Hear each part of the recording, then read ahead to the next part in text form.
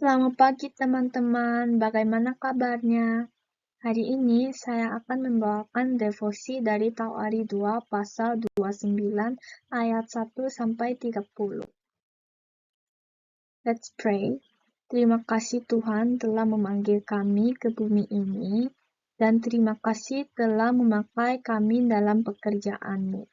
Saat kita beribadah hari ini, biarkanlah Satan meninggalkan kita dan mencerahkan kita melalui firman ini. Dalam nama Tuhan Yesus Kristus, amin. Saya mengajak kalian untuk membaca Tawari 2 pasal 29 1-30, tetapi ayatnya terlalu panjang. Kita baca ayat-ayat yang penting aja ya. Ia melakukan apa yang benar di mata Tuhan, tepat seperti yang dilakukan Daud, bapa leluhurnya. Katakan kepada mereka, dengarlah hai orang-orang Lewi. Sekarang kuduskanlah dirimu dan kuduskanlah rumah Tuhan, Allah nenek moyangmu. Keluarkanlah kecemaran dari tempat kudus, karena nenek moyang kita telah berubah setia. Mereka melakukan apa yang jahat di mata Tuhan, Allah kita telah meninggalkannya. Mereka telah memalingkan muka dari kediaman Tuhan dan membelakanginya. Bahkan mereka menutup pintu-pintu balai rumah Tuhan dan memadamkan segala pelita. Mereka tidak membakar korban ukupan dan tidak mempersembahkan korban bakaran bagi Allah orang Israel di tempat kudus. Sehingga murka Tuhan menimpa Yehuda dan Yerusalem. Ia membuat mereka menjadi kengerian, kedahsyatan, dan sasaran suitan seperti yang kamu lihat dengan matamu sendiri. Karena hal itulah nenek moyang kita tewas oleh pedang, dan anak-anak laki dan anak-anak perempuan kita beserta istri-istri kita menjadi tawanan. Mereka mengumpulkan saudara-saudaranya dan kemudian mereka datang menurut perintah raja, sesuai dengan firman Tuhan, lalu mentahirkan rumah Tuhan. Sesudah itu, masuklah para iman ke bagian dalam rumah Tuhan untuk mentahirkannya. Semua yang najis yang didapati mereka di dalam bait Tuhan dibawa ke pelataran rumah Tuhan. Orang-orang Lewi menerimanya untuk diangkut keluar ke lembah Kidron. Pekerjaan menguduskan itu memulai pada tanggal 1 bulan yang pertama. Pada hari ke-8 bulan itu, mereka sampai ke balai rumah Tuhan dan menguduskan seluruh rumah Tuhan. Dan dalam 8 hari, mereka selesai pada hari ke-16 bulan pertama.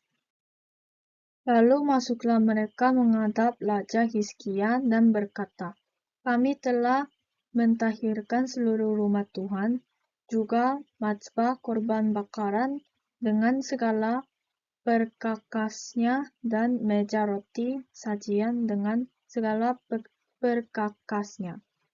Dan segala perkakas yang dibuang Raja Ahaz ketika ia berubah setia pada masa pemerintahnya, telah kami sediakan dan kami kuduskan.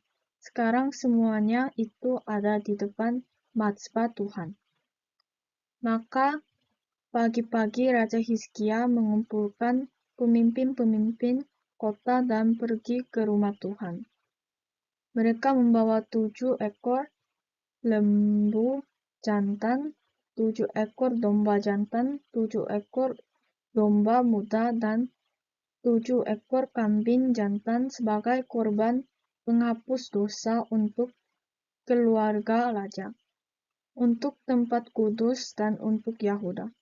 Ia memerintahkan anak-anak Harun, yakni para iman, untuk mempersembahkannya di atas mazbah Tuhan.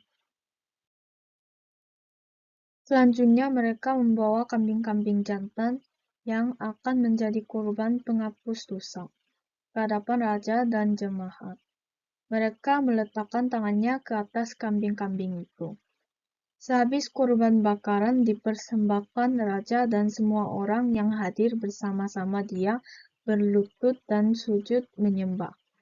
Lalu Raja Hizkia dan para pemimpin memerintah orang-orang Lewi menyanyikan puji-pujian untuk Tuhan dengan kata-kata Daud dan Asaf pelihat itu. Maka mereka menyanyikan puji-pujian dengan sukaria, lalu berlutut dan sujud menyembah. Pemulai pemerintah Hizkia. Hizkia adalah seorang raja Yahuda. Ayah Hizkia adalah Ahaz. Pada masa Raja Ahaz, Asyur menguasai Israel Utara dan tetangga Yahuda. Ahaz membayar upeti untuk menghindari kehancuran, tetapi bangsa itu krisis. Bait Allah ditutup, penyembah berhala merajalela, dan perbendaharaan terkuras. Pada masa krisis inilah Hizkia naik tahta. Apakah kalian tahu raja-raja ini? Raja Ahaz, Raja Hizkia, Raja Josia adalah raja-raja sangat penting di dalam kitab 2 Tawarik.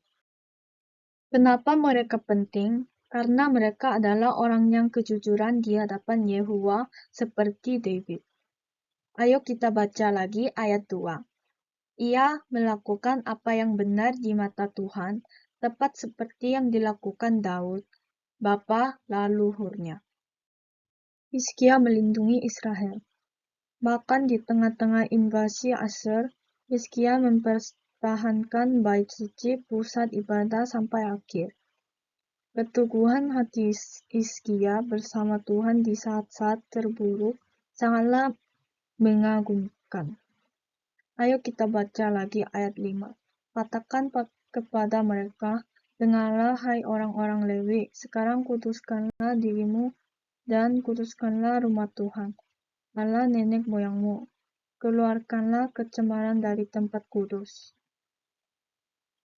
Hizkia membersihkan bait Tuhan dengan menyingkirkan berhala-berhala, benda-benda najis dari bait tersebut. Komunitas ibadah dan kepercayaan. Menghidupkan kembali ibadah dan menghormati para nabi. Ayah Hizkia Ahaz telah meninggalkan semua nabi dan menganiakan mereka. Hal pertama yang dilakukan Raja Hizkia untuk bagian kerajaan ini adalah mulai mengumpulkan para pelayan firman, para nabi, kembali ke Yerusalem. Melalui tekad satu orang, Hizkia yang berpegang teguh pada perjanjian ibadah secara bertahap didirikan di Yerusalem di mana sebelumnya tidak ada ibadah. Semuanya kembali ke tempatnya masing-masing. Korban penghapus dosa.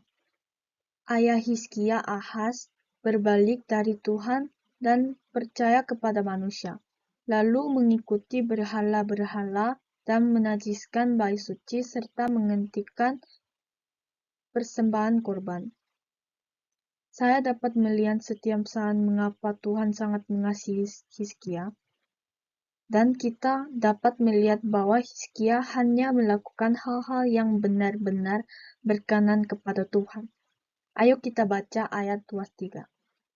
Selanjutnya, mereka membawa kambing-kambing jantan yang akan menjadi korban penghapus dosa ke hadapan raja dan jemaat. Mereka meletakkan tangannya ke atas kambing-kambing itu. Apa pesan Tuhan padaku? Kepada pembaca pertama, Tuhan mengajarkan bahwa pemimpin yang setia dan berkomitmen kepada Tuhan seperti Raja Hizkia dapat membawa pemulihan dan penyucian rohani kepada bangsanya dengan mengutamakan ketaatan dan ibadah yang benar. Raja Hizkia menginspirasi umatnya untuk kembali kepada Tuhan dengan hati yang murni.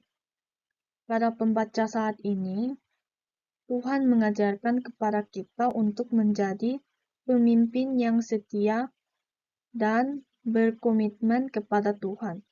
Kita dipanggil untuk taat dan beribadah kepada Tuhan dengan cara yang benar seperti Raja Hizkia yang menuntun bangsanya untuk beribadah kepada Tuhan yang benar dan dengar cara yang benar. Contoh pembaca hari ini, ayah saya di rumah, saya melihat ayah saya adalah memimpin keluarganya dengan baik dan selalu mendukung keluarga saya. Seperti Raja Hizkia juga memimpin Israel dengan baik. Saya juga mau seperti Raja Hizkia dan seperti ayahku. Responku adalah saya bersyukur atas kepemimpinan Raja Hizkia yang memulihkan ibadah di Bait Suci dengan membuka kembali pintu-pintu yang telah tertutup, menyucikan tempat yang kudus, dan mempersembahkan korban penghapus dosa. Membawa umat Yehuda kembali kepada Tuhan dengan hati yang bersih dan penuh ketaatan. Responku adalah doa. Saya berdoa ayah saya memimpin jemaat dengan baik dan mengkhotbah dengan ibadah benar. Dan untuk guru-guru saya berdoa untuk memimpin siswa dengan baik dan menjadi pemimpin yang beriman. Pengakuan dosa. Saya selalu ngantuk dan rasa malas saat devosi dan cepol. Dekat. Berdoa untuk saya akan membimbing saya dan memberi saya kekuatan rohani untuk beribadah dan berdoa. Karena saya pikir hal itu terjadi karena saya masih kurang memiliki kekuatan rohani. Let's pray. Terima kasih Tuhan untuk kita bisa menyelesaikan dengan baik devosi ini. Sama seperti Hizkia yang memulihkan Injil di tengah keputusasaan Israel. Pimpinlah kami untuk menjadi remnant yang memulihkan penyembahan yang benar kepada Tuhan di ladang masing-masing dan merobohkan berhala-berhala. Dalam nama Yesus Kristus. Amin.